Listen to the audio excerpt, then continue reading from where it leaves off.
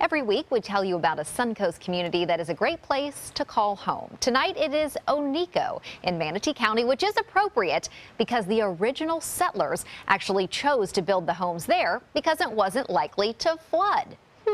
ABC 7's Linda Carson has more. Oneco. Why do they call it Oneco? O-N-E-C-O. A lot of people say stood for one company because there was a one company then, which a lot of that was citrus. Oneco was settled back in the late 1880s, built on one of the highest points in Manatee County. It was the highest ground, therefore the railroad, which is right down here, could run through it. It came on the ridge right through town. Oneco was called the garden spot because back in the 1800s, the Reesner and the Thompson family built nurseries here. Pink grapefruit was first grafted about a block from here by the Thompson family. And all the famous hibiscus, the Reesner family, of course, was instrumental in all of those things. Margie and her family live in this lovely historic home built in 1908. It's almost 4,000 square feet. And actually, it took them 2 years to build it, and they had 19 masons working on it at the same time. So all the blocks were poured on site from sand that they brought from Sarasota Bay. Margie says it's been a great place to call home.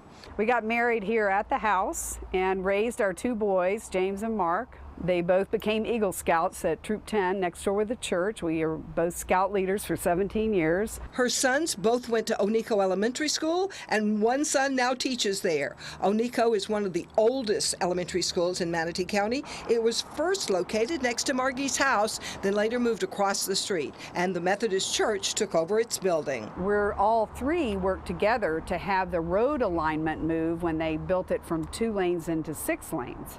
They were going to chop off the front of our house and cut down the ancient tree, and they were going to take the playground away from the school and part of the sanctuary.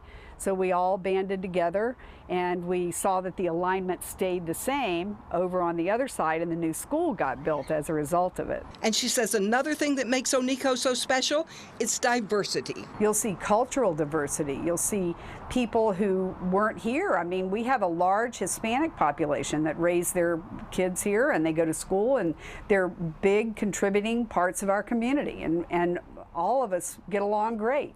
But despite all the changes through the years, Oneco has managed to retain its friendliness and its warmth and the charm of a small country town. Linda Carson, ABC 7, your Suncoast News. Thank you, Linda. I love learning about all these small communities within the Suncoast.